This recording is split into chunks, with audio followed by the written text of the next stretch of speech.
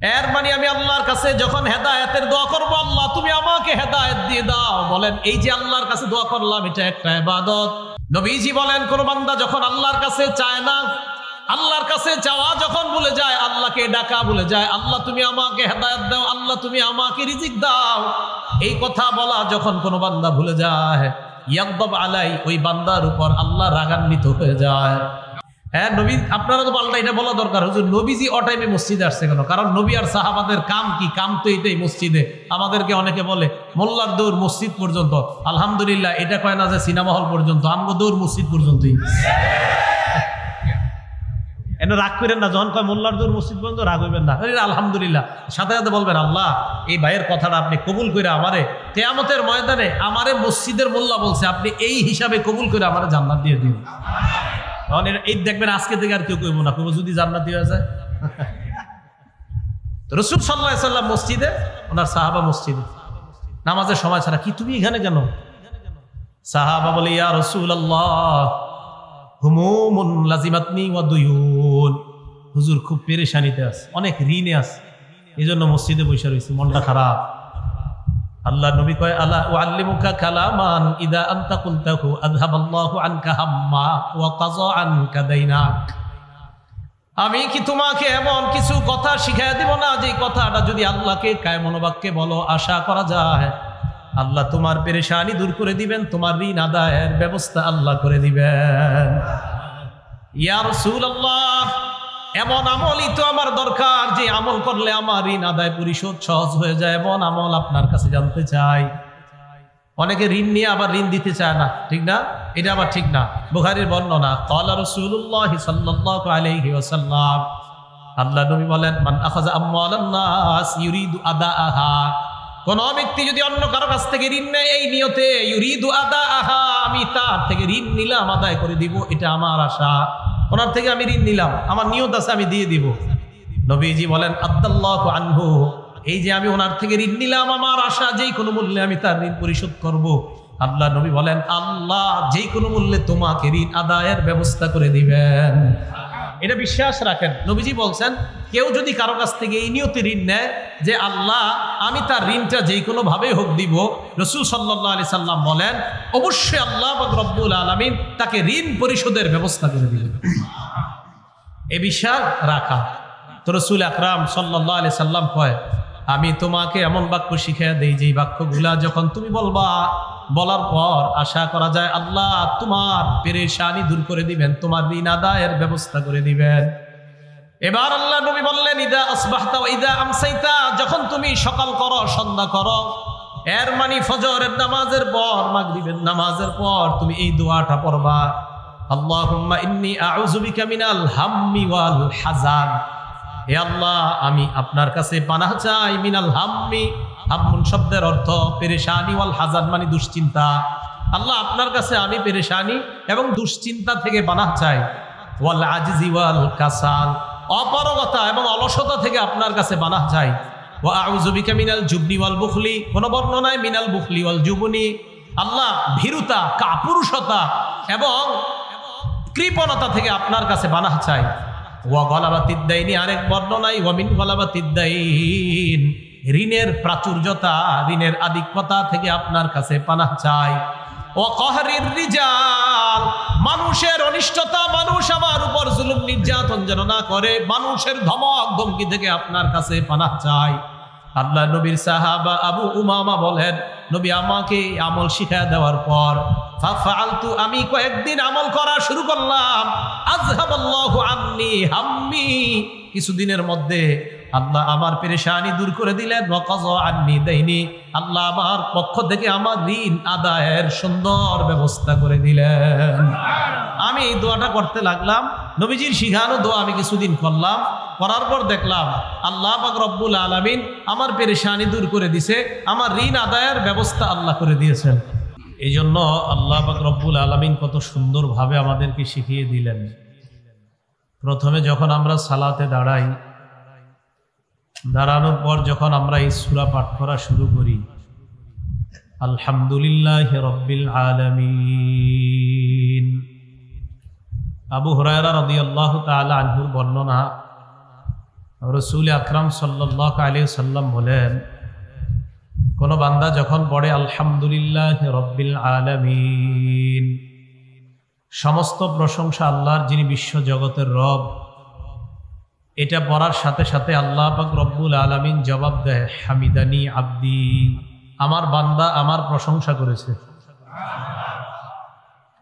এরপর যখন বান্দা পড়ে আর রহমানির রহিম, যিনি রহমান যিনি রহিম, পরম করুণাময় অসীম দয়ালু যিনি, এই কথাটা বলার সাথে সাথে আল্লাহ জবাব দেয়, আসনা আলাইয়া আব্দি, আমার বান্দা আমার সানা পাঠ করছে। এরপর যখন বান্দা পড়ে মালিক ইয়াউমিদ্দিন, যিনি বিচার দিবসের মালিক, এটা বলার সাথে সাথে আল্লাহ বলেন, মাজ্জাদানি আব্দি, আমার বান্দা আমার বরত্ব বর্ণনা করেছে। এরপর বান্দা যখন পড়ে ইয়্যাকা না'বুদু ওয়া ইয়্যাকা নাস্তাঈন, আল্লাহ আমরা আপনার ইবাদত করি, আপনার কাছেই সাহায্য প্রার্থনা করি। ইবাদতের কথা আল্লাহ আগে শিখাইলেন, সাহায্য প্রার্থনার কথা আল্লাহ পরে শিখাইলেন কেন? ইয়্যাকা না'বুদু, আল্লাহ আমরা আপনারই ইবাদত করি, ওয়া ইয়্যাকা নাস্তাঈন, আমরা আপনার কাছেই সাহায্য প্রার্থনা করি। ইবাদতের পরে সাহায্য প্রার্থনা এই কারণে আল্লাহ শিখিয়েছেন। আজকে আপনারা যারা এশার নামাজ আদায় করলেন, এশার নামাজ একটা ইবাদত। এই ইবাদতে আপনি যখন বললেন ইয়্যাকা না'বুদু, আল্লাহ আমরা আপনারই ইবাদত করি, ওয়া ইয়্যাকা নাস্তাঈন মানে আপনার কাছে সাহায্য চাই আল্লাহ, যেন পরবর্তী ইবাদতটা করতে পারি। নগদ ইবাদত করতেছি আপনার, সাথে সাথে সাহায্য প্রার্থনা করি পরবর্তী ইবাদত যেন করতে পারি। এটা একটা ব্যাখ্যা। এই আয়াতটা পড়ার সাথে সাথে আল্লাহ বলেন, হাদা বাইনি ওয়া বাইনা আব্দি ইয়্যাকা না'বুদু ওয়া ইয়্যাকা নাস্তাঈন, এই আয়াতটা আমার আর আমার বান্দার মাঝে একটা গভীর একটা সম্পর্ক, একটা সেতু বন্ধন তৈরি হয়ে যায়। তখন আল্লাহ পাক রব্বুল আলামিন তাফসিরে বাইজাবিতে ইমাম বাইজাবি রহমতুল্লাহি আলাইহি লিখেছেন, আল্লাহ কেমন যেন বলে, বান্দা তুমি আমার কাছে কি চাও? তখন বান্দা বলে, ইহদিনাস সিরাতাল মুস্তাকিম, আল্লাহ আপনার কাছে এমন সাহায্য চাই, আপনি আমাদেরকে সরল পথের রাস্তা দেখান। আর আল্লাহ বলেন, ওয়ালি আব্দি মা সাআলা, আমার বান্দা আমার কাছে যা চায় আমি তাই দেওয়ার ওয়াদা করলাম। তো বান্দা আল্লাহর কাছে চায়, হেদায়েত চায়, আল্লাহ আমাদেরকে আপনি হেদায়েত দান করেন। সিরাতাল্লাযীনা আন'আমতা আলাইহিম, তাদের পথ আমাদেরকে দেখান যাদেরকে আপনি নেয়ামত দান করেছেন। যাদেরকে নেয়ামত দান করেছেন তারা কারা? 4 শ্রেণী উদ্দেশ্য তাদের দ্বারা। আল্লাহ বলেন, উলাইকাল্লাযীনা আন'আমাল্লাহু আলাইহিম মিনান নাবিয়্যিন ওয়াস-সিদ্দীকিনা ওয়াশ-শুহাদা'i ওয়াস-সালিহিন। নেয়ামত প্রাপ্ত বান্দা দ্বারা উদ্দেশ্য 1 নাম্বার নবী, 2 নাম্বার সিদ্দিক সত্যবাদী, 3 নাম্বার শহীদগণ, 4 নাম্বার সালেহীন নেককার। আল্লাহ এই 4 শ্রেণীকে আপনি যেই পথে চালিয়েছেন, আমাদেরকে আপনি ওই পথেই পরিচালিত করেন। এটা আমরা আল্লাহর কাছে দোয়া করি। গায়রিল মাগদুবি আলাইহিম ওয়ালাদ-দাল্লিন, আল্লাহ ইহুদি খ্রিস্টানদেরকে যেই পথে আপনি চালিয়েছেন এই পথে আমাদেরকে চালাবেন না। যাদের উপরে আপনি রাগান্বিত, যাদেরকে আপনি পথভ্রষ্ট করেছেন আল্লাহ, আপনি তাদের পথে আমাদেরকে চালায়েন না। এই দোয়াটা আমরা প্রতিদিন প্রায় 32 বার কম পক্ষে আল্লাহর কাছে এটা করি। এই যে আল্লাহর কাছে আমরা হেদায়েত চাইলাম, হেদায়েতের উপর অটল থাকার অনেকগুলো উপায়ের একটা উপায় হলো আল্লাহর কাছে হেদায়েতের বেশি বেশি দোয়া করা। বলেন, হেদায়েতের কি করা? বেশি বেশি দোয়া করা। আল্লাহ আমাদেরকে শিখাইয়া দিয়েছেন, রব্বানা লা তুজিগ কুলুবানা বা'দা ইয হাদাইতানা ওয়া হাব লানা মিন লাদুনকা রাহমা। রব্বানা লা তুজিগ কুলুবানা বা'দা ইয হাদাইতানা, হে আমাদের রব, আমাদের কলবগুলোকে আপনি বক্র করে দিয়েন না। বা'দা ইয হাদাইতানা, আমাদেরকে হেদায়েত দেখার পর, হেদায়েত দেওয়ার পর, সরল পথ দেখানোর পর আমাদের এই কলবগুলো আপনি বক্র করে দিয়েন না। ওয়া হাবলানা মিন লাদুনকা রাহমা, আল্লাহ আপনি আমাদেরকে আপনার পক্ষ থেকে রহমত দান করেন। ইন্নাকা আনতাল ওয়াহ্হাব, আপনি সর্বশ্রেষ্ঠ দাতা, আপনি একমাত্র দাতা। তাহলে হেদায়েতের দোয়া আমরা কার কাছে করি? আল্লাহর কাছে খুব বেশি হেদায়েতের দোয়া করা। খুব মনোযোগ দিয়ে এখন থেকে শুনেন কথাগুলো। দোয়া আমরা আল্লাহর কাছে কেন করব? আল্লাহর কাছেই কেন দোয়া করতে হবে? আল্লাহর কাছে হেদায়েত সহ যে কোনো দোয়া করার এক নাম্বার কারণ, আল্লাহ আমাদেরকে বলছে, হুকুম করছে আল্লাহর কাছে যে কোনো বিষয়ের দোয়া করার জন্য। তাই আল্লাহর হুকুম পালনার্থে আল্লাহর কাছে এটা বলতে হবে। হুকুম কার? সূরা গাফির বা সূরা মুমিনের 60 নম্বর আয়াতে আল্লাহ বলেন, ওয়া ক্বালা রাব্বুকুম উদউনি আস্তাজিব লাকুম, তোমাদের রব বলেছেন উদউনি, তোমরা আমার কাছে দোয়া করো, আমাকে ডাকো। আস্তাজিব লাকুম, আমাকে যখন তোমরা ডাকবা, আমাকে দোয়া করবা, আমার কাছে যে কোনো বিষয় তোমরা চাইবা, আল্লাহ বলেন আস্তাজিব লাকুম, আমি ওয়াদা করলাম তোমাদের দোয়া আমি কবুল করব। আস্তাজিব লাকুম, আমি তোমাদের ডাকে সাড়া দিব। এখন এই যে আল্লাহ বললেন আমি তোমাদের ডাকে সাড়া দিব, আল্লাহ আমাদেরকে বললেন দোয়া করতে, আর আল্লাহ আমাদের ডাকে সাড়া দিবে। তো এক নাম্বার আল্লাহর হুকুম পালন করব, তাই দোয়া করব। 2 নাম্বার আল্লাহর কাছে এই জন্য দোয়া করব যেন অহংকার থেকে আপনার নিরাপদ থাকতে পারি। হেদায়েতের দোয়া সহ যে কোনো দোয়া বেশি বেশি করলে অহংকার মুক্ত থাকা যায়। সূরা গাফিরের শেষে আল্লাহ বলেন, 60 নম্বর আয়াতের শেষের দিকে আল্লাহ বলেন, ইন্নাল্লাযীনা ইস্তাকবিরুনা আন ইবাদাতি সায়াদখুলুনা জাহান্নামা দাখিরিন, যারা আমার ইবাদত থেকে অহংকার করে। এই জায়গায় ইবাদত দ্বারা উদ্দেশ্য দোয়া, আমাকে ডাকা থেকে, আমার কাছে প্রার্থনা করা থেকে যারা অহংকার প্রদর্শন করে, সায়াদখুলুনা জাহান্নামা দাখিরিন, তারা লাঞ্ছিত অবস্থায় জাহান্নামে প্রবেশ করবে। নাউজুবিল্লাহ। তাহলে আল্লাহর কাছে বেশি বেশি দোয়া করা। এখন তো দোয়ার বিরোধিতা করা হয়। কিসের বিরোধিতা করা হয়? না, দোয়ার খুব বিরোধিতা করা হয়। যারা দোয়ার খুব বিরোধিতা করে আপনি তালাশ করে খোঁজ করে দেখবেন গত 15 বছর এগুলার চোখে কখনো পানি আসেনি। যারা দোয়ার বিরোধিতা, আপনি নিশ্চিত আপনি এদেরকে কখনো কাঁদতে দেখবেন না, এদের চোখে পানি আসবে না, কখনো আসবে না। এবং এরা স্বীকারও করে এদের চোখে যে পানি আসে না। এটা যারা দোয়ার বিরোধিতা করে। তো আল্লাহ পাক রব্বুল আলামিন বলছে দোয়া করতে, আর দোয়া না করলে অহংকার প্রদর্শন হয়। এই জন্য মনে রাখবেন, যারা দোয়া করার অভ্যাস যাদের নাই, এদের কথা হয় একদম উগ্র, আর এমন এমন কথা বলবে আপনার মেজাজ খারাপ হয়ে যাবে। 2-3টা কথা শুনলে আপনার মেজাজ ঠিক থাকবে না, এদের কথা যখন শুনবে। তো দোয়া যারা করে না, এরা অহংকার প্রদর্শন করে। তো আমরা অহংকার থেকে বাঁচার জন্য আল্লাহর কাছে হেদায়েতের দোয়া করব, ঠিক আছে না ইনশাল্লাহ? 3 নাম্বার, দোয়া করাটাই আলাদা একটা ইবাদত। বলেন, দোয়া করাটা আলাদা ইবাদত। আবার বলছি আমি, দোয়া করাটাই আলাদা ইবাদত। আমাদের কেউ কখনো বলে না যে দোয়া করা নামাজের অংশ, এটা কেউ বলে না। দোয়া করা এটা আলাদা ইবাদত। এই কথাটা লিখে রাখবেন সারা জীবন। যারা বিরোধিতা করেন এটা লিখে রাখবেন, দোয়া আলাদা ইবাদত। তিরমিজি শরীফের বর্ণনা, 2969 নম্বর হাদিসের বর্ণনা, ক্বালা রাসূলুল্লাহ সাল্লাল্লাহু আলাইহি ওয়াসাল্লাম আদ-দুআউ ইবাদা, আল্লাহ নবী বলেন দোয়া করাটা, আল্লাহকে ডাকাটা, আল্লাহর কাছে কোনো কিছু চাওয়াটাই আলাদা একটা ইবাদত। এর মানে আমি আল্লাহর কাছে যখন হেদায়েতের দোয়া করব, আল্লাহ তুমি আমাকে হেদায়েত দিয়ে দাও, বলেন এই যে আল্লাহর কাছে দোয়া করলাম, এটা একটা ইবাদত। কে বলছে? নবী। আমি যে আল্লাহরে বললাম আল্লাহ আমারে হেদায়েত দান করেন, দোয়া করলাম, এটা কি একটা ইবাদত? এই কথা কার কথা? রাসূল সাল্লাল্লাহু আলাইহি ওয়াসাল্লামের কথা। তাহলে আমরা এই জন্য দোয়া করব, কারণ দোয়া একটা ইবাদত। 4 নাম্বার, আমরা এই কারণে দোয়া করব, আল্লাহ যেন বেশি বেশি আমাদের প্রতি খুশি হয়, তাই দোয়া করব। আল্লাহ যেন রাগ না করে, বরং আমাদের প্রতি যেন আল্লাহ খুশি হয়, তাই কি করব? আমরা দোয়া করব। দলিল তিরমিজি শরীফের 3373 নম্বর হাদিসের বর্ণনা, ক্বালা রাসূলুল্লাহ সাল্লাল্লাহু আলাইহি ওয়াসাল্লাম, আল্লাহ নবী বলেন মান লাম ইয়াসআলিল্লাহ ইয়াগদাব আলাইহি। নবীজি বলেন কোন বান্দা যখন আল্লাহর কাছে চায় না, আল্লাহর কাছে চাওয়া যখন ভুলে যায়, আল্লাহকে ডাকা ভুলে যায়, আল্লাহ তুমি আমাকে হেদায়েত দাও, আল্লাহ তুমি আমাকে রিজিক দাও, এই কথা বলা যখন কোন বান্দা ভুলে যায়, ইয়াগদাব আলাই, ওই বান্দার উপর আল্লাহ রাগান্বিত হয়ে যায়। আল্লাহ তার উপর রাগ করে, যে আল্লাহর কাছে চায় না, তার উপর আল্লাহ কি হয়? রাগান্বিত হয়। আল্লাহ তার উপর গুসা করেন, আল্লাহ তার উপর রাগ করেন। আল্লাহ রাগ থেকে যেন আমরা বেঁচে থাকতে পারি, আল্লাহ তৌফিক দান করেন।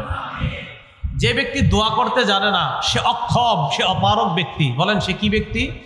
অক্ষম, অপারগ ব্যক্তি, যে দোয়া করতে জানে না। দলিল, একটা কিতাব আছে নাম সহিহুল জামে, এই কিতাবের 1044 নম্বর হাদিস। এই হাদিসটাকে যিনি সহি বলছে তার নাম নাসির উদ্দিন আলবানী রহমতুল্লাহ আলাইহি। বলেন কি নাম? আবার বলেন কি নাম? হ্যাঁ, উনি বলছে এই হাদিস সহি। এই উনি যে হাদিসকে সহি বলছে, এই হাদিসে নবীজি কি বলছে দেখেন। ক্বালা রাসূলুল্লাহ সাল্লাল্লাহু আলাইহি ওয়াসাল্লাম আজাজুন নাস মান আজিজা আনিদ দুআ। মানুষের মাঝে সবচেয়ে অক্ষম অপারগ ওই ব্যক্তি যে আল্লাহর কাছে দোয়া করতে অপারগ, আল্লাহর কাছে দোয়া করতে চায় না। যে ব্যক্তি আল্লাহর কাছে দোয়া করতে চায় না এই ব্যক্তি অপারগ। আমরা দোয়া করলে যদি কেউ বিরোধিতা করে তাকে সরাসরি বলবেন তুমি হলো অপারগ বান্দা, তোমার কথা শোনার টাইম নাই। কারণ রাসূল বলছে যে আল্লাহর কাছে দোয়া করে না সে অপারগ, সে অক্ষম। ওয়াবখালুন নাস মান বাখিলা বিস সালাম, এই হাদিসে বলছে সবচেয়ে কৃপণ ওই ব্যক্তি যেই ব্যক্তি সালাম দিতে কৃপণতা করে। এই ব্যক্তি সবচাইতে বড় কৃপণ। যে সালাম দিতে কৃপণতা করে সে সবচাইতে বড় কৃপণ। তাহলে আমরা সবচেয়ে অপারগ ব্যক্তি হব না দুনিয়ার, কারণ আমরা আল্লাহরে ডাকতে জানি, আর আল্লাহরে যে ডাকতে জানে সে কখনো অপারগ হয় না। এই জন্য আল্লাহর কাছে বেশি বেশি দোয়া করা, আল্লাহ তৌফিক দান করেন। হাদিসের মধ্যে আসছে কোন ব্যক্তি যখন আল্লাহর কাছে দোয়া করে তখন আল্লাহ পাক রব্বুল আলামিন তার যদি কোনো পেরেশানি থাকে, তার কোনো ঋণ থাকে, এই ব্যাপারেও যদি আল্লাহকে বলে, যদি কায় মনোবাক্যে বলে, ইনশাল্লাহ তার পেরেশানি, তার ঋণ সহ যা বলবে আল্লাহকে, আল্লাহ তার ওই পেরেশানি থেকে তাকে হেফাজত করবে। দলিল, আবু দাউদ শরীফ 1555 নম্বর হাদিসের বর্ণনা। আন আবি সাঈদিন আল খুদরি রাদিয়াল্লাহু তাআলা আনহু قال, আবু সাঈদ খুদরি রাদিয়াল্লাহু তাআলা আনহুর বর্ণনা, দাখালা রাসূলুল্লাহ সাল্লাল্লাহু আলাইহি ওয়াসাল্লাম ইয়াওমান আল মসজিদ। আল্লাহ নবী একদিন মসজিদে প্রবেশ করলেন। নবীজি মসজিদে প্রবেশ করার পর ফাইদা হুয়া বিরাজুলিন মিনাল আনসার ইউকালু লাহু আবু উমামা রাদিয়াল্লাহু তাআলা আন। হঠাৎ আল্লাহ নবী দেখলেন নবীর সাহাবা আবু উমামা রাদিয়াল্লাহু তাআলা আন মসজিদে বসা। নবীজি আবু উমামাকে বললেন, ইয়া আবা উমামা, ও আবু উমামা, মালি আরাকা জালিসান ফিল মসজিদি ফি গায়রি ওয়াক্তিস সালাহ। আবু উমামা, নামাজের সময় ছাড়া এই সময় তুমি অটাইমে কেন মসজিদের মধ্যে বসা? এটা তো নামাজের সময় না, এখন মসজিদে কেন আসছো? এর মানে আমার নবীর সাহাবারা বিপদ আপদে পড়লে, পেরেশানিতে পড়লে মসজিদে দৌড়ায় যাইতেন। কোথায় যাইতেন? মসজিদে। তা আপনাদের মন চায় না যে হুজুর নবীজি আসলেন কেন? তার মানে আমার নবীর ওই অভ্যাসই ছিল, নবী তো মসজিদে যাইতেন। হ্যাঁ, নবী, আপনারা তো পাল্টা এটা বলা দরকার, হুজুর নবীজি অটাইমে মসজিদে আসছে কেন? কারণ নবী আর সাহাবাদের কাম কি? কাম তো এটাই, মসজিদে। আমাদেরকে অনেকে বলে মোল্লার দৌড় মসজিদ পর্যন্ত। আলহামদুলিল্লাহ, এটা কয় না যে সিনেমা হল পর্যন্ত, আমগো দৌড় মসজিদ পর্যন্তই। এনে রাগ করেন না, যখন কয় মোল্লার দৌড় মসজিদ পর্যন্ত রাগ হইবেন না, আলহামদুলিল্লাহ। সাথে সাথে বলবেন, আল্লাহ এই ভাইয়ের কথাটা আপনি কবুল করে আমারে কিয়ামতের ময়দানে আমারে মসজিদের মোল্লা বলছে, আপনি এই হিসাবে কবুল করে আমারে জান্নাত দিয়ে দিন। তখন এই দেখবেন আজকে থেকে আর কেউ কইব না, কইব যদি জান্নাত দিয়ে যায়। রাসূল সাল্লাল্লাহু আলাইহি ওয়াসাল্লাম মসজিদে, ওনার সাহাবা মসজিদে। নামাজের সময় ছাড়া, কি তুমি এখানে কেন? সাহাবা বলে, ইয়া রাসূলুল্লাহ, হুমুমুন লাজিমাতনি ওয়া দুয়ুন। হুজুর খুব পেরেশানিতে আছে, অনেক ঋণে আছে, এই জন্য মসজিদে বসে রয়েছে, মনটা খারাপ। আল্লাহ নবী কয়, আলা উআল্লিমুকা কালামান ইদা আনতা কুলতাহু আযহাবাল্লাহু আনকা হাম্মা ওয়া কাযা আনকা দাইনাক। আমি কি তোমাকে এমন কিছু কথা শিখাইয়া দিব না যে কথাটা যদি আল্লাহকে কায় মনোবাক্যে বলো, আশা করা যায় আল্লাহ তোমার পেরেশানি দূর করে দিবেন, তোমার ঋণ আদায়ের ব্যবস্থা আল্লাহ করে দিবেন। ইয়া রাসূলুল্লাহ, এমন আমলই তো আমার দরকার যে আমল করলে আমার ঋণ আদায় পরিশোধ সহজ হয়ে যায়, এমন আমল আপনার কাছে জানতে চাই। অনেকে ঋণ নিয়ে আবার ঋণ দিতে চায় না, ঠিক না? এটা আবার ঠিক না। বুখারীর বর্ণনা, ক্বালা রাসূলুল্লাহ সাল্লাল্লাহু আলাইহি ওয়াসাল্লাম, আল্লাহ নবী বলেন, মান আখাযা আমওয়ালান নাস ইউরিদু আদাআহা। কোন ব্যক্তি যদি অন্য কারো কাছ থেকে ঋণ নেয় এই নিয়তে, ইউরিদু আদাআহা, আমি তার থেকে ঋণ নিলাম, আদায় করে দিব, এটা আমার আশা। ওনার থেকে আমি ঋণ নিলাম, আমার নিয়ত আছে আমি দিয়ে দিব। নবীজি বলেন, আদাল্লাহু আনহু, এই যে আমি ওনার থেকে ঋণ নিলাম, আমার আশা যেই কোনো মূল্যে আমি তার ঋণ পরিশোধ করব। আল্লাহ নবী বলেন, আল্লাহ যেই কোনো মূল্যে তোমাকে ঋণ আদায়ের ব্যবস্থা করে দিবেন। এটা বিশ্বাস রাখেন। নবীজি বলছেন, কেউ যদি কারো কাছ থেকে এই নিয়তে ঋণ নেয় যে আল্লাহ আমি তার ঋণটা যেই কোনো ভাবে হোক দিব, রাসূল সাল্লাল্লাহু আলাইহি সাল্লাম বলেন অবশ্যই আল্লাহ পাক রব্বুল আলামিন তাকে ঋণ পরিশোধের ব্যবস্থা করে দিবেন। এই বিশ্বাস রাখা।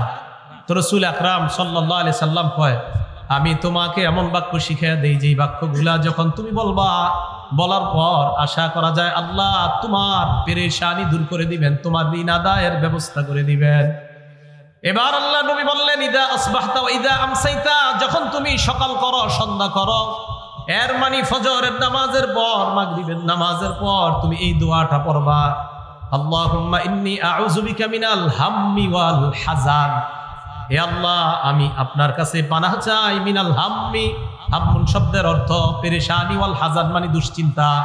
আল্লাহ আপনার কাছে আমি পেরেশানি এবং দুশ্চিন্তা থেকে পানাহ চাই, ওয়াল আজিজি ওয়াল কাসাল, অপারগতা এবং অলসতা থেকে আপনার কাছে পানাহ চাই, ওয়া আউযু বিকা মিনাল জুবনি ওয়াল বুখলি, কোন বর্ণনায় মিনাল বুখলি ওয়াল জুবনি, আল্লাহ ভীরুতা, কাপুরুষতা এবং কৃপণতা থেকে আপনার কাছে পানাহ চাই, ওয়া গলাবাতিদ দাইনি, আরেক বর্ণনায় ওয়া মিন গলাবাতিদ দাইন, ঋণের প্রাচুর্যতা, ঋণের আধিক্যতা থেকে আপনার কাছে পানাহ চাই, ও কহরির রিজাল, মানুষের অনিষ্টতা, মানুষ আমার উপর জুলুম নির্যাতন যেন না করে, মানুষের ধমক ধমকি থেকে আপনার কাছে পানাহ চাই। আল্লাহ নবীর সাহাবা আবু উমামা বলেন, নবী আমাকে আমল শিখিয়ে দেওয়ার পর ফাফআলতু, আমি কয়েকদিন আমল করা শুরু করলাম, আযহাবাল্লাহু আন্নী হাম্মি, কিছুদিনের মধ্যে আল্লাহ আমার পেরেশানি দূর করে দিলেন, ওয়া কাযা আন্নী দাইনি, আল্লাহ আমার পক্ষ থেকে আমার ঋণ আদায়ের সুন্দর ব্যবস্থা করে দিলেন। আমি এই দোয়াটা করতে লাগলাম, নবীজির শিখানো দোয়া আমি কিছুদিন করলাম, করার পর দেখলাম আল্লাহ পাক রব্বুল আলামিন আমার পেরেশানি দূর করে দিছে, আমার ঋণ আদায়ের ব্যবস্থা আল্লাহ করে দিয়েছেন। এখন আমরা যারা দোয়া করি, দোয়া করার সময় অনেকে বলি হুজুর দোয়া করি কবুল তো হয় না, কি করি? দোয়া করি কবুল হয় না, এই অভিযোগ আছে কিনা সবার? অনেকের আছে। আল আদাবুল মুফরাদ একটা কিতাব আছে, এই কিতাবের 710 নম্বর হাদিস, ক্বালা রাসূলুল্লাহ সাল্লাল্লাহু আলাইহি ওয়াসাল্লাম, আল্লাহ নবী বলেন, মা মিন মুসলিমিন ইয়াদউ, কোন মুসলমান যখন দোয়া করে দুইটা শর্তে, কয় শর্তে? কোন মুসলমান দুই শর্তে দোয়া করে। এক নাম্বার, লাইসা বিইসমিন, কোন গুনাহের দোয়া করা যাবে না। এখন সিনেমা হল চালু করার আগে দোয়া করে, আবার সিনেমার উদ্বোধন হবে, মহরত, শুভ মহরতের আগে দোয়া করে, হুজুর নিয়ে দোয়া করায়। কিসের উদ্বোধন? সিনেমা মহরতের উদ্বোধন। আরে নবী বলছেন দুই শর্তে দোয়া করা, এক গুনাহের দোয়া করা যাবে না। সারা দুনিয়াকে জানায়া দেন, 1 কোটিবারও যদি গুনাহের দোয়া করা হয় আল্লাহ এই দোয়া শুনবেই না, কবুলই করবেই না। সিনেমার দোয়া করে লাইসা বিইসমিন, 1 নাম্বার গুনাহ করা যাবে না, গুনাহের কোনো দোয়া এটা করা যাবে না। 2 নাম্বার, রকতিয়াতি রহিম, আত্মীয়তার সম্পর্ক ছিন্ন করার দোয়া করা যাবে না। আল্লাহ আমার বোনকে যাতে আমি না দেখতে পারি, এই দোয়া করা যাবে না। আল্লাহ আমার বোন আমার কাছে সম্পত্তি পায়, ওরে তাড়াতাড়ি মারেন, এরকম দোয়া করা যাবে না। তাহলে 2টা শর্ত, লাইসা বিইসমিন 1 নাম্বার, গুনাহের দোয়া করা যাবে না। 2 নাম্বার, রকতিয়াতি রহিম, আত্মীয়তার সম্পর্ক ছিন্ন করার দোয়া করা যাবে না।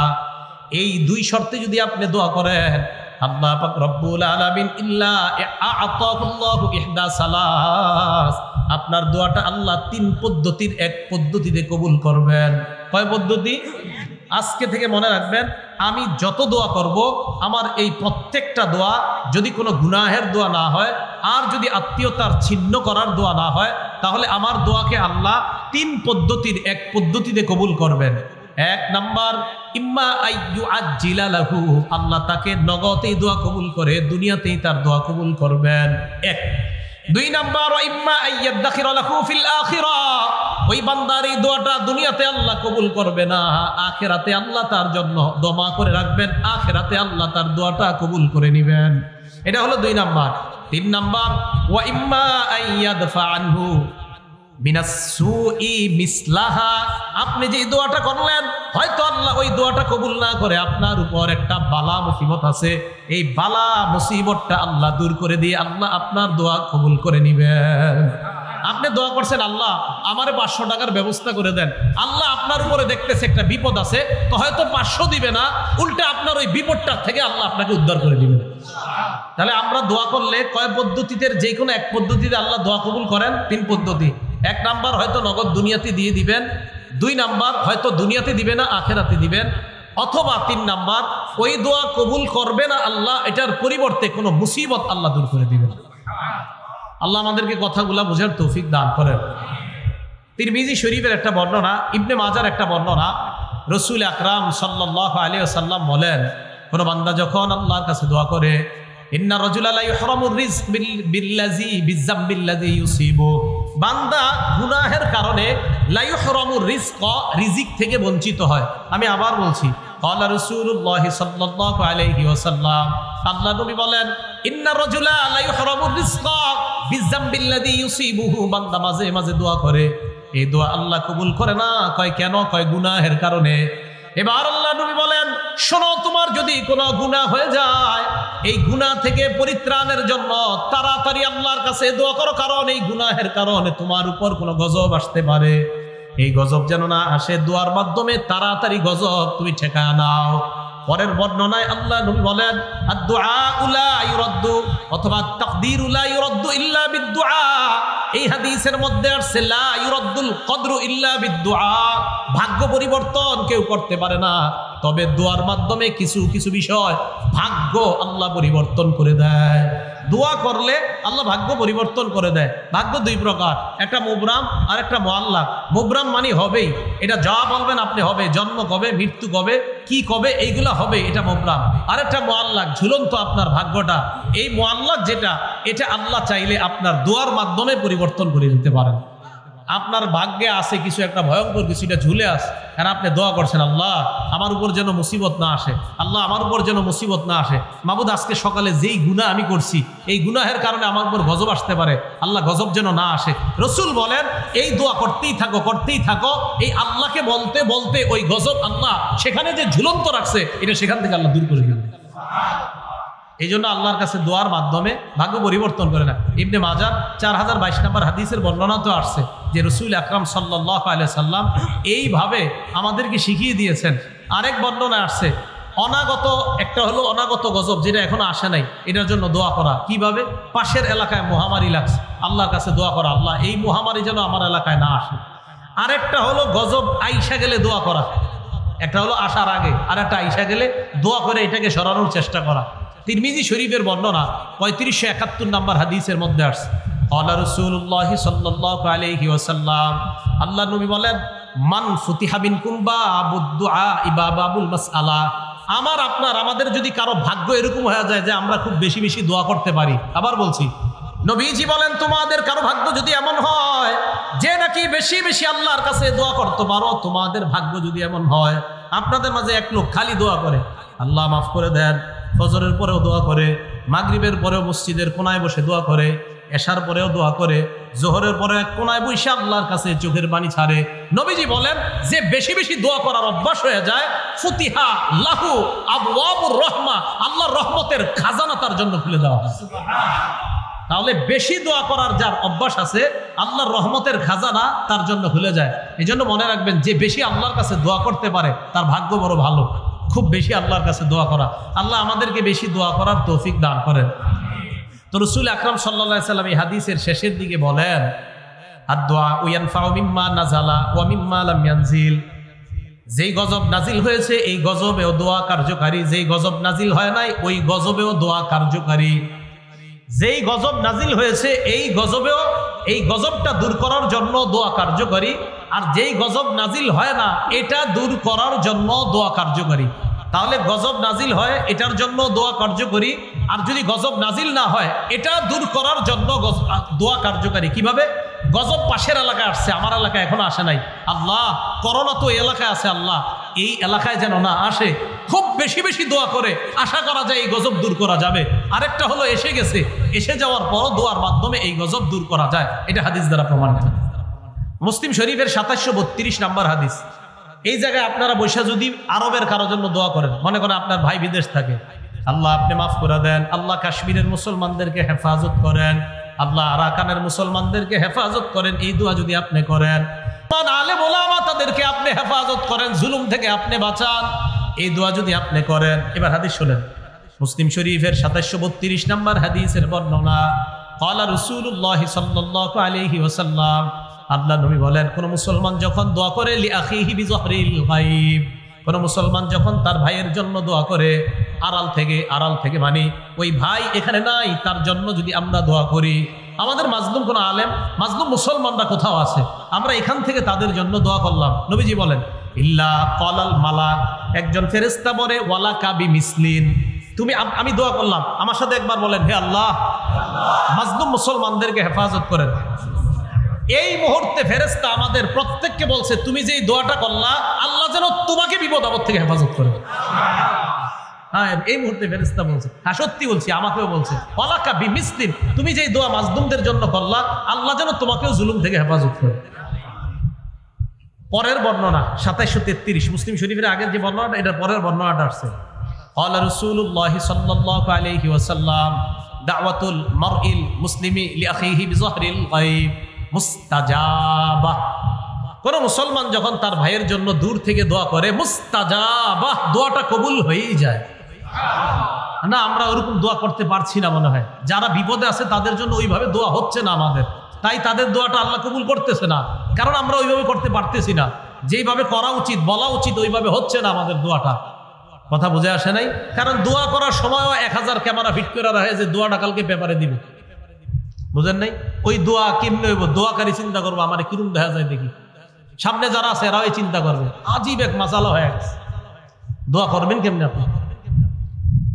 তো রাসূল আকরাম সাল্লাল্লাহু আলাইহি সাল্লাম বলেন, যারা আড়ালে আছে তাদের জন্য দোয়া করা, এই দোয়াটা কবুল হয়ে যায়। এই হাদিসে কি বলে দেখেন, মালাকুন মুয়াক্কালুন ইনদা রাসিহি, তার মাথার কাছে একজন নিযুক্ত ফেরেশতা থাকে, এই নিযুক্ত ফেরেশতা ওই ব্যক্তিকে ডাক দিয়ে বলে, ওয়ালাকা বিমিসলিন, তুমি যেই দোয়াটা করলা, আল্লাহ যেন তোমার পক্ষেও এই দোয়াটা কবুল করে নেয়। মাথার কাছে একজন ফেরেশতা বৈশা বলে, ওয়ালাকা বিমিসলিন, তুমি যেই দোয়া করলা, তোমার দোয়া যেন আল্লাহ কবুল করে নেয়। এই হাদিসের মধ্যে আরো আসছে, আপনি যখন বলি আল্লাহ মাজলুম মুসলমানদেরকে হেফাজত করেন, একজন ফেরেশতা মাথার কাছে বৈশা বলে আমিন আমিন, ফেরেশতা বলে আমিন আমিন, মুসলিম শরীফের বর্ণনা। তাহলে আমরা আল্লাহর কাছে দোয়া করব, কারণ আমাদের দোয়া আল্লাহ কবুল করে, এটা আমাদের বিশ্বাস। বলেন তো, দোয়া করলে কয়েক সূরাতে আল্লাহ দোয়াটা কবুল করতে পারেন? 3 সূরাতে। অদৃশ্য থেকে দোয়া করার শ্রেষ্ঠ দৃষ্টান্ত মুহাম্মদ রাসূলুল্লাহ সাল্লাল্লাহু আলাইহি সাল্লাম একটা দোয়া করছে, এই দোয়াটা শুনেন। সহিহ ইবনে হিব্বান কিতাবের নাম 7111 নম্বর হাদিস। আম্মা জান আয়েশা সিদ্দিকা রাদিয়াল্লাহু তাআলা আনহা বলেন, লাম্মা রাআইতু মিনান নবী সাল্লাল্লাহু আলাইহি ওয়াসাল্লাম তিবা নাফসিন, মা বোনরা যারা আমার এই আলোচনাটা শুনতেছেন, আপনার স্বামীর সাথে এই আমলটা করবেন। আম্মা জান আয়েশা বলেন, আমি যখন আল্লাহর নবীর ভালো মুড দেখতাম, মুড বুঝেন তো, মুড মানে ভালো মুডে আছে নবীজি, খুব ফুরফুরে মেজাজ, নবী সবসময় একটা ফিকিরে থাকতেন, উম্মতের ফিকির। কখনো রসুলের চেহারা মোবারক লাল হয়ে যেত, রাগ হয়ে যেতেন, অন্যায় কিছু দেখলে নবীজি রাগ হয়ে যেতেন। তো আম্মা জান আয়েশা বলেন, কখনো যদি মুড ভালো দেখতাম, নবীজিরে বলতাম, আল্লাহ ইয়া রাসূলুল্লাহ, আপনি আল্লাহর কাছে আমার জন্য একটু দোয়া করেন। আমি নবীজিরে বলতাম, ইয়া রাসূলুল্লাহ, হে আল্লাহ রসুল, আপনি আমার জন্য একটু আল্লাহর কাছে দোয়া করেন। তো নবীজি বলতেন, আয়েশা তোমার জন্য দোয়া করবো? কাহা বিবিরা যারা আছেন, আপনার স্বামীরে যখন ভালো মুডে দেখবেন, তখন বলবেন যে আপনি একটু আমার জন্য এখন দোয়া করেন। আর আপনারা কি মুডে থাকবেন? রাত 2টা বাজে তো দুইজন টেলিভিশনের উপরে থাকেন, আর মুড কখন আসবে? এই মুডে থাকে না তো, মুড আসবে কখন? দোয়া। এখন কি দোয়া হবে নাকি? তো রাসূল আকরাম সাল্লাল্লাহু আলাইহি সাল্লাম কি দোয়া করবো? হুজুর আপনি যেই দোয়া আল্লাহর কাছে মন চায় করেন আমার জন্য। তো নবীজি বলতেন, আল্লাহুম্মা গফির লি আয়েশাতা মা তাকদ্দামা মিন যামবিহা ওয়া মা তাআখার, আল্লাহ আপনি আয়েশার আগে পরের সব গুনাহ মাফ করে দেন। ওয়া মা আসাররাত ওয়া মা আলানাত, প্রকাশ্য এবং গোপন যত গুনাহ আছে আল্লাহ সব মাফ করে দেন। আম্মা জান আয়েশা সিদ্দিকা দহিকাত, হাসা শুরু করতেন খুশিতে। দেখেন কি বলে, হাসতে হাসতে হাসতে হাসতে হাত্তা সাকাতা রাসুহা ফি হিজরিহা, আম্মা জান হাসতে হাসতে ওনার মাথাটা কোলের উপর গিয়ে পড়তো, এত হাসতেন। কেন? নবীজি আয়েশা হাসো কেন? খুশিতে। আল্লাহ রাসূল সাল্লাল্লাহু আলাইহি সাল্লাম আম্মা জান আয়েশা সিদ্দিকা বলতেন, আয়েশা আয়া সুররু কি দোয়াই, আমি দোয়া করলে কি তুমি অনেক খুশি হও? তো আম্মা জান আয়েশা বলে, জি হুজুর, আপনি যে দোয়া করেন খুশি। এই দোয়া শুনলে কার না খুশি লাগবে? তাই আপনার এই দোয়া শুনি না আমি খুশিতে এত খুশি হয়ে যাই, হাসতে হাসতে আমার মাথা আমার শরীরের উপর পরে, এত পরিমাণ আমি খুশি হয়ে যাই। নবীজি বলেন, আয়েশা আমি যে এই দোয়াটা তোমার জন্য করলাম তুমি অনেক খুশি হয়েছো না? হ্যাঁ। নবীজি কি বলে দেখেন, ইন্নাহা লা দুআই লিউম্মতি ফি কুল্লি সালাহ। আয়েশা আমি তোমার জন্য যে দোয়াটা করলাম, আমি যতবার নামাজ পড়ি, নামাজের পর আমি যতবার দোয়া করি আমার উম্মতের জন্য ঠিক এই দোয়াটা ততবার করি। আল্লাহু আকবার। চিন্তা করেন আম্মাজান আয়েশা সিদ্দিকাকে যা বললেন, নবীযুগে আমি আল্লাহরে বলি, আল্লাহ আমার উম্মতের আগের পরের প্রকাশ্য অপ্রকাশ্য সব গুনাহ মাফ করো। আমরা এখনো দুনিয়াতে আসি নাই, 1500 বছর আগে আমাদের জন্য দোয়া করে গেছেন। তো দূর থেকে আড়াল থেকে আমাদেরকে দেখে নাই যিনি, না দেখা যিনি দোয়া করার শ্রেষ্ঠ দৃষ্টান্ত দুনিয়াতে দেখায় গেছেন রাসূল আকরাম সাল্লাল্লাহু আলাইহি সাল্লাম। তাই বলেন এখন যদি বুঝে এসে থাকে আমরা দোয়া করব কার কাছে? আল্লাহর কাছে। দোয়ার বিরোধিতা করবেন না তো? না না, দোয়ার বিরোধিতা করেন না। যারা দোয়া করতে জানে তাদের দিল বড় সাফ, দিল খুব সাচ্চা, এদের দিল বড় নরম থাকে। তাই আল্লাহকে বেশি বেশি ডাকা, আল্লাহকে যেন সবাই বেশি বেশি ডাকতে পারি, আল্লাহ তৌফিক দান করেন। তাহলে হেদায়েতের উপর থাকার 1 নাম্বার উপায় আল্লাহর কাছে দোয়া করা। বলেন আল্লাহর কাছে কি করা? দোয়া করা। এবার আসেন, হেদায়েত যে আল্লাহ আপনারে দিবে, কোন জায়গায় দিবে? আপনি মানুষটারে হেদায়েত দিবে? হ্যাঁ বুঝেন, আল্লাহ যে আপনাকে হেদায়েত দিবে আপনার কলবটাকে হেদায়েত দিবে। বলেন কাকে? সবাই বলেন কাকে হেদায়েত দিবে? দলিল সূরা তাগাবুন 11 নম্বর আয়াত। আল্লাহ বলেন, ওয়া মান ইউমিন বিল্লাহি ইয়াহদি কলবাহ। যে ব্যক্তি আল্লাহকে বিশ্বাস করে, আল্লাহর উপর বিশ্বাস রাখে, আল্লাহ তার কলবকে হেদায়েত দান করবে। বলেন আল্লাহ কাকে হেদায়েত দান করেন? কলবকে। ইবনে মাজার একটা বর্ণনা 3989 নম্বর হাদিস। ওমর ফারুক রাদিয়াল্লাহু তাআলা আনহু একদিন ঘর থেকে বের হইছে। বের হওয়ার পর খরাজা ইয়াওমান মিন বাইতিহি ইলা মসজিদি রাসূলিল্লাহি সাল্লাল্লাহু আলাইহি ওয়াসাল্লাম। ওমর ফারুক রাদিয়াল্লাহু তাআলা আন ঘর থেকে বের হয়ে আল্লাহর রাসূলের মসজিদের দিকে রওনা করলেন। মসজিদে যাওয়ার সময় ওয়াজাদা মুআজ ইবনে জাবাল রাদিয়াল্লাহু তাআলা আন কাঈদান ইনদা কবরিন নবী সাল্লাল্লাহু আলাইহি ওয়াসাল্লাম ইয়াবকি। হযরতে ওমর হযরত মুআজ ইবনে জাবালকে দেখেন আল্লাহর রাসূলের কবরের পাশে বসে কান্নাকাটি করতেছে। ওমর ফারুক প্রশ্ন করলেন, মা ইউবকিকা, কান্নাকাটি কেন করো? মুআজ জবাব দিলেন, ইউবকিনি শাইউন সামিআতুহু মির রাসূলিল্লাহি সাল্লাল্লাহু আলাইহি ওয়াসাল্লাম। আমাকে একটা বিষয় কাঁদাচ্ছে, যে বিষয়টা আমি আল্লাহর রাসূলের কাছ থেকে নিজ কানে শুনছি। ওমর ফারুক কয়, কি শুনছো? জি একটা কথা নবীজির মুখে শুনছি, এই কথাটা মনে বললে খালি আমি কান্না করি। আপনারা জানতে মন চায়নি কথাটা কি? দেখেন আমগো আস ওমর ইবনুল খাত্তাব বলেন, কি কথা বলো? মুআজ ইবনে জাবাল বলেন, আল্লাহ রাসূল বলছেন, ইন্না ইয়াসীরার রিয়াই শিরকুন। সামান্যতম রিয়া করাও শিরিক, সামান্যতম লোক দেখানো আমল করাও শিরিক। সামান্যতম লোক দেখানো আমল করাও কি? শিরিক। এই যে আল্লামা লেখা দিয়েছেন আপনারা, এই জায়গায় কি লেখা দিয়েছেন? হ্যাঁ, আল্লাহর কসম আমি খুশি হইনি। এটা কেন লেখছেন? আল্লামা যে লেখছেন, আল্লামা বুঝেন কারে কয়? হ্যাঁ, মনে করেন 2-4টা হাদিস মুখস্থ বলতে পারি দেখি আমি আল্লামা। অনেকে আবার লেখে হাফিজুল হাদিস। হাফিজুল হাদিসের একটা সংজ্ঞা আছে তো, যেই পরিমাণ হাদিস মুখস্থ থাকলে হাফিজুল হাদিস বলা হয়, ওই পরিমাণ হাদিস আমার মুখস্থ নাই। তা আমার কেন হাফিজুল হাদিস লেখেন? এই আল্লামা লিখবেন না। আপনাদের এই লেখাতে আমি খুশি হইনি। আল্লামা লিখবেন না। যার সাথে মোবাইলে কথা বলেন ও বারবার বলে আল্লামা লেখা নিষেধ, হয়তো এই জায়গায় বলা হয় নাই। আল্লামা লিখেন না। আল্লামার একটা ওয়েট আছে, একটা ওজন আছে। বলতেছেন হুজুর আপনি খুব বিনয় দেখাচ্ছেন, ঘোড়ার ডিম দেখাইতেছি। আল্লামা এটা না লেখা বিনয় না, আল্লামা হওয়া এত ঘোড়ার ডিমের ব্যাপার। আল্লামা কারে লেখেন? আল্লামা আমি তো বুঝি না কি লেখছেন এটা। আল্লামা মানে মন চাইল লিখে দিচ্ছেন আল্লামা। আল্লামারা সামনে আসে না, আল্লামারা নির্বিধিতে আড়ালে আছে, জায়গায় জায়গায় আছে। এদেরকে চিনবেন না, বুঝবেন না। এদেরকে খুঁজে খুঁজে ওলামা একরাম চিনে নেয় জায়গায় জায়গায়। আল্লামা যেখানে সেখানে আল্লাহর হস্তে লাগাই দিয়েন না। ইন্না ইয়াসীরার রিয়াই শিরকুন, সামান্য লোক দেখানো আমল করা শিরিক। এই সমস্ত হাদিস আমাদেরকে বিভিন্ন শব্দ লিখতে বাধা দেয়। রাসূল আকরাম সাল্লাল্লাহু আলাইহি সাল্লাম বললেন, ইন্না ইয়াসীরার রিয়াই শিরকুন, সামান্য রিয়া শিরিক, লোক দেখানো কিছু করা শিরিক। এখন আমি বয়ান করতেছি, মনে যদি একটু আসে, বয়ানটা জানি কেমন হইতেছে, লোকেরা কেমন বলে, বা শিরিক, হাসা কথা, শিরিক হয়ে গেছে।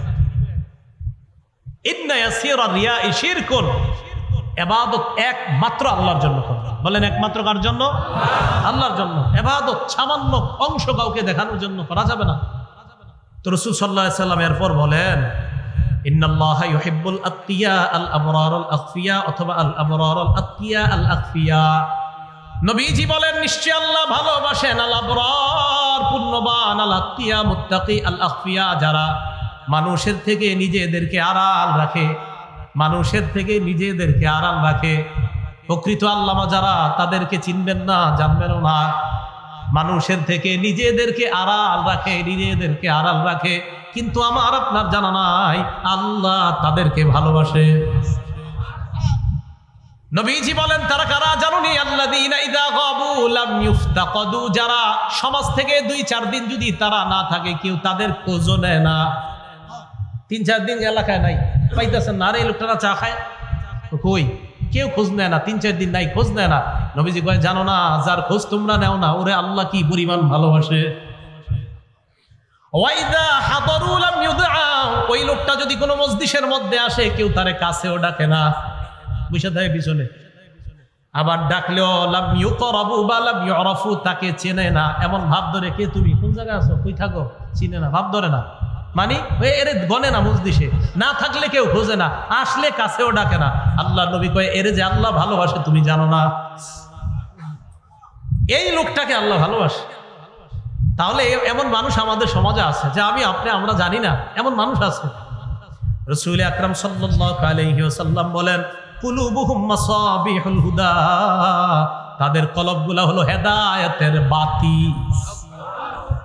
এদের কলবগুলা হেদায়েতের বাতি, এই বাতি দিয়ে আপনাদের মাহফিল আলোকিত হয়েছে। রাসূল আকরাম সাল্লাল্লাহু আলাইহি ওয়াসাল্লাম বলেন, ওই যে যারা হারিয়ে গেলে খোঁজো না, কাছে আসলে ডাকো না, এদের কলবগুলা হেদায়েতের বাতি, এদের কারণে এলাকা আল্লাহ টিকে রাখে। তাহলে বলেন হেদায়েতের জায়গা কোথায়? কলব। আল্লাহ কলবকে হেদায়েত দান করে, সেটা বুঝাইতে চাইলাম আমি। এই জন্য রাসূল আকরাম সাল্লাল্লাহু আলাইহি সাল্লাম আল্লাহরে বলতেন, আল্লাহুম্মা ইন্নী আসআলুকা রাহমাতান তাহদি বিহা কলবি, হে আল্লাহ, আমি আপনার কাছে এমন দয়া চাই, যে দয়ার মাধ্যমে আপনি আমার কলব হেদায়েত দিয়ে দেন। তাহলে বলেন আমার সাথে, ওলামারা ছাড়া অন্য যারা সাধারণ আছেন, তারা আমার সাথে বাংলাটা বলেন, বলেন, হে আল্লাহ, আপনার কাছে এমন রহমত চাই, যেই রহমতের কারণে, যেই রহমতের মাধ্যমে, যেই রহমত দিয়ে আমার কলবকে হেদায়েত দান করেন। এই কথাটা বেশি বেশি আল্লাহরে বলবেন, ইনশাআল্লাহ হেদায়েতের উপর রেখেই আল্লাহ আপনার মৃত্যু দান করবেন। এটা একটা। আরেকটা সূরা ইউসুফের আয়াতটা যদি পড়তে পারেন, গালেবান 101 বা 111 নম্বর আয়াত, 101ই হবে মনে হয়, বা 111 সম্ভবত, সূরা ইউসুফের। ফাতিরাস সামাওয়াতি ওয়াল আরদ আনতা ওয়ালিয়্যি ফিদ দুনিয়া ওয়াল আখিরা তাওয়াফফানি মুসলিমান ওয়া আলহিকনি বিস সালিহিন। হে আসমান জমিনের সৃষ্টিকর্তা, ফাতিরাস সামাওয়াতি ওয়াল আরদ তাওয়াফফানি মুসলিমা, আল্লাহ তুমি আমাকে মুসলমান অবস্থায় মৃত্যু দিয়ে দিও। ওয়া আলহিকনি বিস সালিহিন, নেককার মানুষের সাথে আমাকে তুমি মিলায়া দিও। ইউসুফ নবী বাদশা ছিলেন, নবী ছিলেন, এরপরে আল্লাহর কাছে দোয়া করতেন, আল্লাহ তাওয়াফফানি মুসলিমা। নবী কয় আল্লাহরে তাওয়াফফানি মুসলিমা, বাদশা আল্লাহরে কয়, বাদশা আবার নবী, খাদ্যমন্ত্রী আবার নবী, আবার উনি আল্লাহরে কয়, একজন নবী আল্লাহরে কয় তাওয়াফফানি মুসলিমা, আল্লাহ আপনি আমারে মুসলমান অবস্থায় মৃত্যু দিয়েন। কে বলছে? একজন নবী। তো আমি আপনি কি বলা উচিত আল্লাহকে? এই জন্য আল্লাহর কাছে খুব বেশি বেশি বলা। আমি যার কাছে বুখারী শরীফ পড়ছি, আল্লামা আবু জাফর আল কাসিমি দামাত বরকাতুহুল আলিয়া, হযরতে আব্দুল্লাহপুর, বর্তমান আব্দুল্লাহপুর মাদ্রাসার শেখুল হাদিস, হযরতের মুখে শুনছি, এইটা যদি কেউ নিয়মিত পড়তে পারে, ইনশাআল্লাহ আশা করা যায় আল্লাহ যদি তার এই দোয়াটা কবুল করেই নেই, আশা করা যায় হেদায়েত দিয়ে মুসলমান অবস্থায় তার মৃত্যু দিবে আল্লাহ। তো রাসূল আকরাম সাল্লাল্লাহু আলাইহি সাল্লাম আল্লাহরে বললেন, আল্লাহ এমন হেদায়েত আপনার কাছে চাই, যার মাধ্যমে আপনি আমার দিলকে হেদায়েত দিবেন, এমন রহমত চাই যার মাধ্যমে আপনি আমার দিলকে হেদায়েত দিবেন। এবার আশ্চর্য একটা হাদিস শোনেন, রাসূল আকরাম সাল্লাল্লাহু আলাইহি সাল্লাম এই 2 আঙ্গুলের দিকে তাকান, সাল্লাল্লাহু আলাইহি সাল্লাম। মুসলিম শরীফের 2654 নম্বর হাদিস, আমাদের মাদ্রাসার পাঠ্যপুস্তক অনুসারে মোট হাদিস সংখ্যা হবে 3033টা। এই হাদিসের মধ্যে আসছে, ক্বালা রাসূলুল্লাহ সাল্লাল্লাহু আলাইহি ওয়াসাল্লাম, ইন্না কুলুবা বানি আদামা কুল্লাহা বাইনা ইসবাইনি মিন আসাবির রহমান। মাঝে মাঝে নিজেরা ট্রাই করবেন। এখন যার যে নিচে এইভাবে 2 আঙ্গুল দিয়ে, এই 2 আঙ্গুলে দিয়ে একটু তাকান, দেখেন আমার অনুবাদটা শোনেন আর আঙ্গুলের দিকে তাকান। রাসূল সাল্লাল্লাহু আলাইহি সাল্লাম বলছেন, শোনো উম্মত, পুরা দুনিয়ার সমস্ত কলবগুলা আল্লাহর এই দুই আঙ্গুলের মাঝে কাকলবিন ওয়াহিদিন, একটা কলবের মতো, মানে এট এ টাইম, একই মুহূর্তে সারা দুনিয়ার কোটি কোটি কলবগুলা আল্লাহ একই মুহূর্তে একই সময় দেখতে পায়। এই দেখতেছে, আমি আরিফ বিন হাবিবের কলব দেখতেছি, আপনাদের কলব এক সময় আল্লাহ দেখতেছেন। মাঝে মাঝে চিন্তা করবেন যে আল্লাহ ইন্না লিল্লাহ, সর্বনাশ মাবুদ, তুমি তো আমার কলব এখন দেখতেছো। রাসূল আকরাম সাল্লাল্লাহু আলাইহি সাল্লাম এভাবে বলেন, দুই আঙ্গুলের মাঝে পুরা দুনিয়ার কলবগুলো একটার মতো। এবার কি কয় দেখেন, ইউসাররিফুহু হাইসু ইয়াশা, যেইভাবে চায় এইভাবে নাড়াইতে পারে, নাড়াইতে পারে। সুম্মা ক্বালা রাসূলুল্লাহ সাল্লাল্লাহু আলাইহি ওয়াসাল্লাম, আল্লাহুম্মা মুসাররিফাল কুলুব সাররিফ কুলুবানা আলা তাআতিক। নবী আল্লাহকে বলতেন, হে আল্লাহ, কলবের পরিবর্তনকারী আল্লাহ, কলবকে ঘুরানো ফিরানো আল্লাহ, যিনি কলবকে ঘুরিয়ে দেন ফিরিয়ে দেন, যিনি কলবকে লালান, যিনি কলবকে এদিক সেদিক করেন। নবীজি কি করেন, আল্লাহ আপনি তো কলব ঘুরান, আমাদের কলবটা ঘুরিয়ে ফিরিয়ে আপনার ইবাদতের দিকে নিয়ে যান। এখন আপনারা এই জায়গায় অনেকে আছেন, কলব আমেরিকা, কলব জাপান। রাসূল সাল্লাল্লাহু আলাইহি সাল্লাম বলছে, আল্লাহ কলব তো আপনিই ঘুরান, আমাদের কলবগুলা ঘুরে আপনার ইবাদতের দিকে নিয়ে যান। এই জন্য এই দুই আঙ্গুলের মাঝে মাঝে মাঝে তাকায় চিন্তা করবেন, রাস্তায় হাঁটতেছেন, যে আল্লাহ আপনার দুই আঙ্গুলের মাঝে পুরা দুনিয়ার কলব, মাবুদ আমার কলবও তো আপনার এইখানে, কলব নাকি আপনি এইভাবে নাড়ান, ঘুরান ফেরান, আল্লাহ আমারটা ঘুরিয়ে ফিরে আপনার ইবাদতের দিকে রেখে। তাহলে আল্লাহর কাছে এইভাবে দোয়া করা। আর রাসূল সাল্লাল্লাহু আলাইহি সাল্লাম আরেকটা দোয়া করতেন, হেদায়েতের উপর থাকা, ইয়া মুকাল্লিবাল কুলুব সাব্বিত কলবি আলা দীনিক, হে অন্তরের পরিবর্তনকারী। বলেন তো কলব, কলব মানে যা বারবার পরিবর্তন হয়, এদিকে এটার নাম কলব। কলব মানে পরিবর্তন হয়, কলব মানে পরিবর্তন হয়, এটার নাম কলব। এই জন্য এটা কখনো আমেরিকা কখনো জাপান, ওই যে পরিবর্তন হয় খালি, এই জন্য এটার নাম কলব। কলব এটা আরবি শব্দ, এই আরবিটার অর্থ হলো বারবার যে পরিবর্তন হয়, কলব বারবার পরিবর্তন হয়। এই কলব যেন পরিবর্তন হয়ে গুনাহের দিকে না যায়, তাই একজন আল্লাহওয়ালার সাথে সম্পর্ক রাখা যেন কলব ঠিক থাকে, কলব এদিক সেদিক না যাওয়ার জন্য একজন আল্লাহওয়ালার সাথে সম্পর্ক রাখা। এখন বলবেন আল্লাহওয়ালার সাথে কেন সম্পর্ক রাখবো, মানে আজীব প্রশ্ন, আপনাদের তো প্রশ্ন শেষ নাই। মাজমাউজ জাওয়ায়েদ একটা কিতাব আছে, ইমাম হাইসামি রহমতুল্লাহ আলাইহির লেখা, 1 নম্বর খণ্ড 134 নম্বর পৃষ্ঠা। এক ব্যক্তি রাসূল আকরাম সাল্লাল্লাহু আলাইহি সাল্লামের কাছে আসছে, আসার পর সাহাবারা নবীজির সামনে আয়েশা কয়, ইয়া রাসূলুল্লাহ ইযাননি ফি জিনা, হুজুর আমারে জিনা করার অনুমতি দেন। নাউজুবিল্লাহ বলেন, কারে কয় দেখেন কি কথা। সাহাবারা তো মনে করে আমরা তো এরকম করতাম, আমগো হুজুরে কেউ এসে বললে তো খবর আছে, এই বেটা কি কস কোন জায়গায়। সাহাবারা সবাই জাজারুহু, মাহ মাহ, হাদিসের বর্ণনা, মাহ মাহ, থামো, কি কয় এগুলা নবীজি রে। আমাদের নবীজি কেমন শিক্ষক ছিলেন দেখেন। নবীজি কয়, এই শোনো, উদনুহু, তারা আমার কাছে আসতে দাও, তারা আমার কাছে আসতে দাও। ফাদানাহু কারীবাম মিন, নবীজির কাছে নিয়ে গেছে। যাওয়ার পর নবীজি বলছেন, কি বলছো? কয় হুজুর জিনার অনুমতি দেন। আল্লাহ রাসূল সাল্লাল্লাহু আলাইহি সাল্লাম দেখেন কিভাবে সংশোধন করে। আর তুহিব্বুহু লিউম্মিকা, তুমি যে কাজটা করতে চাও তোমার আম্মার সাথে এই কাজটা কেউ করুক, এটা তুমি চাও? ওই ব্যক্তি কয়, লা জাআলানি আল্লাহু ফিদাকা ইয়া রাসূলুল্লাহ, হুজুর আপনি কি বললেন, অসম্ভব। আল্লাহ নবী বলেন, ফান্নাসু লা ইউহিব্বুনাহু লিউম্মাহাতিহিম, তুমি যেমন তোমার মায়ের সাথে এই অপকর্মটা চাও না, কোন মানুষ তাদের মায়ের সাথে এই অপকর্ম তুমি করবা এটাও তারা চায় না। উনি চুপ হয়ে শুনতেছে। আর তুহিব্বুহু লিইবনাতিক, তুমি কি তোমার মেয়ের সাথে অপকর্ম কেউ করো এটা পছন্দ করো? ওই ব্যক্তি জবাব দেয়, লা জাআলানি আল্লাহু ফিদাকা ইয়া রাসূলুল্লাহ, না হুজুর এটা অসম্ভব। আল্লাহ নবী বললেন, ফান্নাসু লা ইউহিব্বুনাহু লিযালিক, মানুষ এটা পছন্দ করে না যেই কারণে তুমি পছন্দ করো না। ফান্নাসু লা ইউহিব্বুনাহু লিবানাতিহিম, তাদের মেয়েদের সাথে এমন অপকর্ম তুমি করবা কোন বাবা এটা পছন্দ করবে না। আতুহিব্বুহু লিউখতিকা, তোমার বোনের সাথে অপকর্ম তুমি পছন্দ করবা কিনা? না ইয়া রাসূলুল্লাহ। আল্লাহ নবী বললেন, ফান্নাসু লা ইউহিব্বুনাহু লিআখাওয়াতিহিম, কেউ তাদের বোনের সাথে অপকর্ম করবা এটা পছন্দ করে না। আতুহিব্বুহু লিখালাতিকা, তোমার খালার সাথে কেউ অপকর্ম করবে পছন্দ করো? লা ইয়া রাসূলুল্লাহ, না এটা আমি পছন্দ করি না। ফান্নাসু লা ইউহিব্বুনাহু লিখালাতিহিম, মানুষ তার মায়ের সাথে খালার সাথে অপকর্ম করা পছন্দ করবে না। আতুহিব্বুহু লিআম্মাতিকা, তোমার ফুফুর সাথে এই অপকর্ম পছন্দ করবা কিনা? লা ইয়া রাসূলুল্লাহ, আল্লাহ নবী বললেন ফান্নাসু লা ইউহিব্বুনাহু লিআম্মাতিহিম, কেউ তাদের ফুফুর সাথে তুমি এমন অপকর্ম করবা এটা পছন্দ করে না। আল্লাহ নবী এভাবে হাত রাখলেন, রাখার পর বললেন আল্লাহুম্মা গফির যাম্বাহ, আল্লাহ তার গুনাহগুলো আপনি মাফ করে দেন। ওয়া তাহহির কলবাহ, আল্লাহ তার কলবটা আপনি পবিত্র বানায় দেন। ওয়া হাসসিন ফারজাহ, আল্লাহ তার লজ্জাস্থানটাকে আপনি একদম হেফাজত করে দেন। তাহলে শায়েখের দরকার আসেনি? শায়েখের দরকার আসেনি? এই যে শায়েখ বলতেছে, আল্লাহরে বলতেছে, আল্লাহর কাছে কেন যাবেন জানেন? আল্লাহ আপনার জন্য দোয়া করবে। আপনি তো ওনার কাছে যাবেন, যাওয়ার পর সব হালাত বলে আসবেন, হুজুর আমি তো এই সমস্যা আছে। আপনি যে আইসা পড়ছেন, আপনি জানেন না উনি যে তাহাজ্জুদ করে আপনার জন্য দোয়া করবেন। এই দোয়ার কারণে ওই যে আল্লাহরে বলে, আল্লাহ এই ছেলেটা আমার কাছে আসছে, আল্লাহ তারে গুনাহ করায় না। এই যে নবীজি বলতেছে আল্লাহ তার গুনাহ মাফ করে দেন।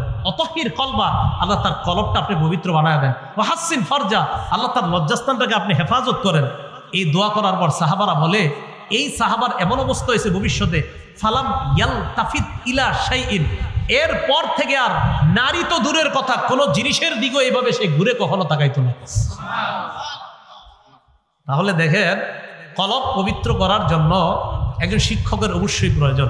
আমি বুঝাইতে চাইলাম, আল্লাহওয়ালা উলামায়ে কেরাম আশেপাশে যারা আছে, আল্লামা নুরুল হক সাহেব, আল্লামা মুফতি দেলাওয়ার সাহেব আসে, এদিকে আপনাদের হযরত মাওলানা শেখুল হাদিস হেলাল উদ্দিন সাহেব আছেন, আরও বড় বড় উলামায়ে কেরাম, আপনাদের ফুলবাড়িয়ার শেখুল হাদিস সাহেব মনে মারা গেছেন না? উনি নাকি কোন আরেকজন মারা গেছেন, ফজলুল হক সাহেব, এই যে কিছুদিন আগে যিনি মারা গেলেন, এই সাভারের আশেপাশে ধামরায় ইসলামপুর মাদ্রাসা শেখুল হাদিস।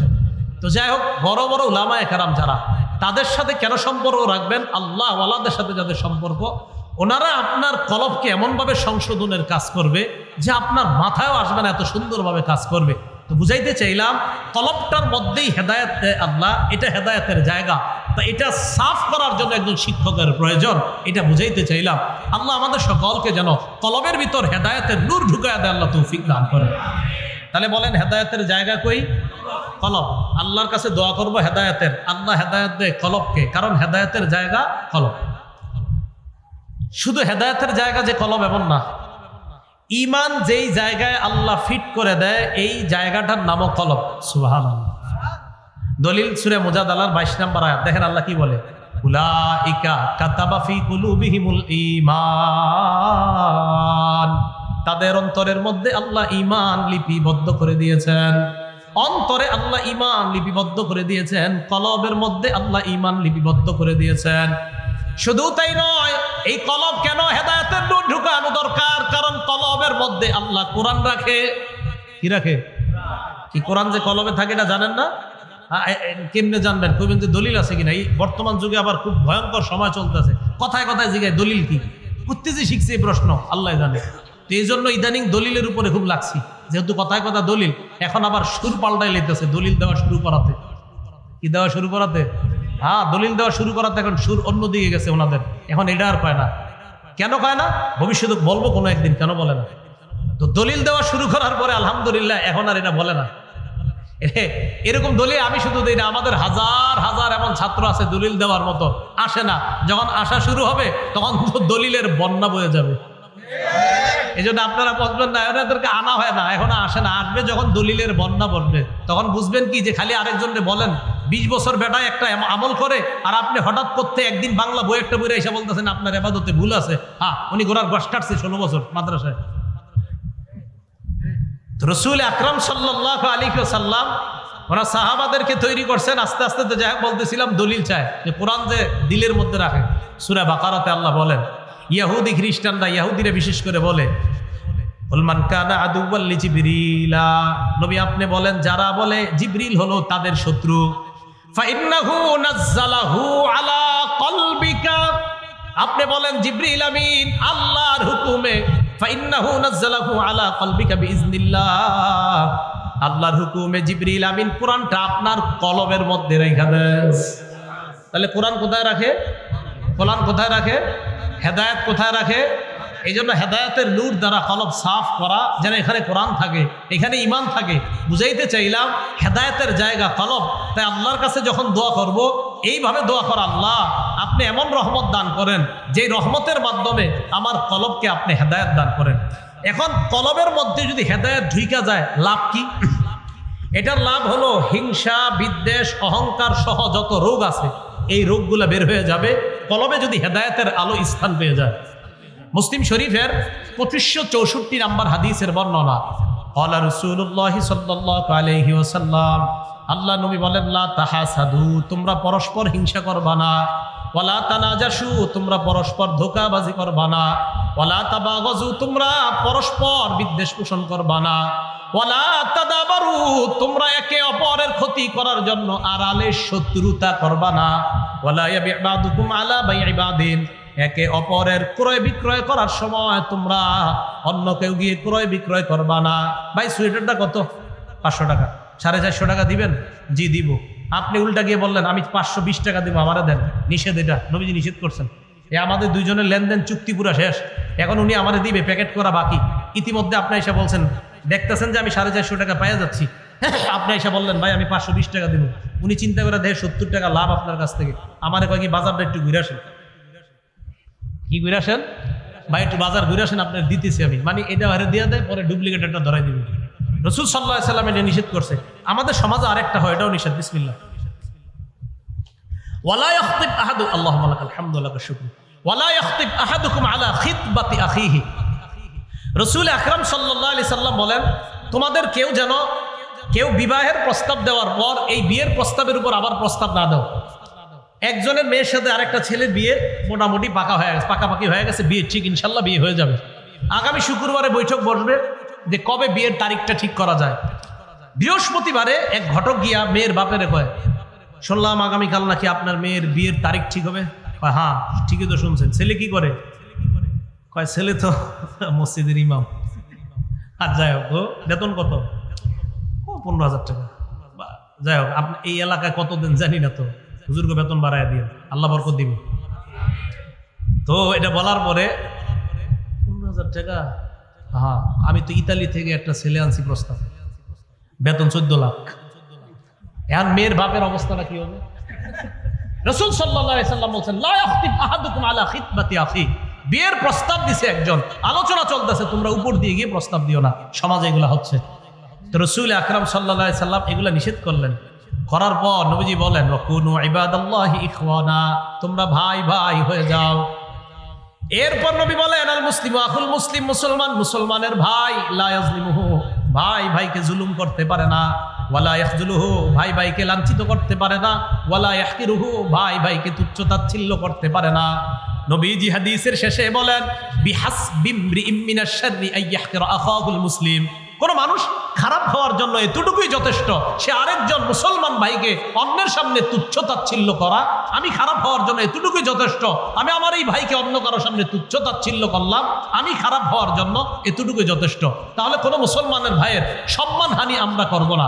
এই হাদিস পুরাটা কেন শোনাইলাম এখন দেখেন। রাসূল বলে, আত্তাকওয়া হা হুনা, আল্লাহ নবী বলেন আত্তাকওয়া হা হুনা, এই শোনো শোনো, এখানে তাকওয়া, এখানে তাকওয়া, মানে কলবে তাকওয়া, কলবে তাকওয়া। এই তাকওয়াটা কলবে ঢুকতে হবে। তাই বললাম হেদায়েতের নূর যখন এখানে চলে আসবে, কোরআনের নূর, হেদায়েতের নূর, তাকওয়া সহ, ঈমানের নূর সহ সমস্ত নূর আল্লাহ এই কলবের মধ্যে ঢুকায় দেবে।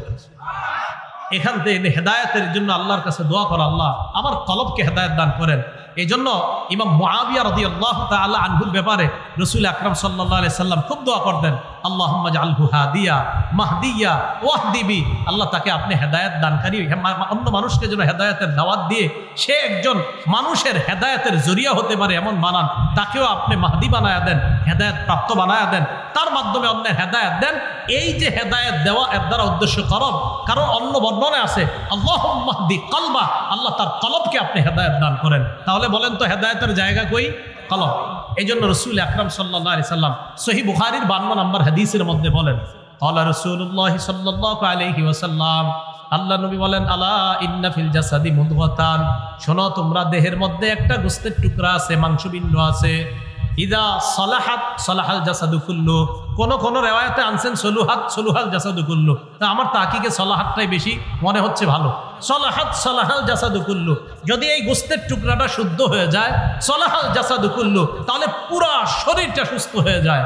ওয়া ইদা ফাসাদাত ফাসাদাল জাসাদু কুল্লু, আর যদি গোস্তের টুকরাটা নষ্ট হয়ে যায় তাহলে পুরা শরীরটাই নষ্ট হয়ে যায়। বলেন টুকরা কয়টা?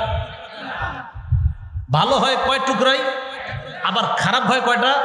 মানে আলাদা একটা না একটাই, মানে ভালো হয় ওই একটাই, খারাপও হয় ওই একটা। নবীজি বলে আলা ওয়াহিয়াল কলব, শোনো এটা হলো কলব, এটা হলো কলব। কলব, আল্লাহ আমাদের সকলকে, আল্লাহ আপনি আমাদের কলবগুলাকে হেদায়েত দান করেন। তো বুঝাইতে চাইলাম কলব হেদায়েত দান, এই জন্য আল্লাহর কাছে খুব বেশি দোয়া করব। আর এই হেদায়েতটা যেন আমার কলবের মধ্যে বসে যায়, তাই কোনো আল্লাহ আল্লাহর কাছ থেকে আমরা সবক গ্রহণ করব, আল্লাহ আল্লাহর দরবারে যাব, আল্লাহ আল্লাহর কাছে গিয়ে আমাদের হালাত বলবো, আমাদের নিজেদের জীবনের বিভিন্ন গুনাহ যেটা আমরা অন্যের কাছে বলতে পারি না বা গুনাহ ছাড়তে পারি না, এইগুলা কোনো আল্লাহ আল্লাহর কাছে গিয়ে বলা। তো এই জন্য যেই কথাটা বলতেছিলাম ইহদিনাস সিরাতাল মুস্তাকিম থেকে আমরা আলোচনাটা আসতেছিলাম যে আল্লাহর কাছে হেদায়েতের দোয়া করা, রব্বানা লা তুযিগ কুলুবানা বা'দা ইয হাদাইতানা ওয়া হাব লানা মিন লাদুনকা রাহমা, এটার মাধ্যমে আল্লাহর কাছে হেদায়েতের দোয়া করা। আর দোয়া, হেদায়েতের দোয়া আল্লাহর কাছে কেন করব, এর অনেকগুলা কারণ আমরা জেনেছিলাম। আর হেদায়েত আল্লাহ দেয় কোথায়? কলবে আল্লাহ হেদায়েত দান করে, তাই কলব সংশোধনের বিকল্প নাই।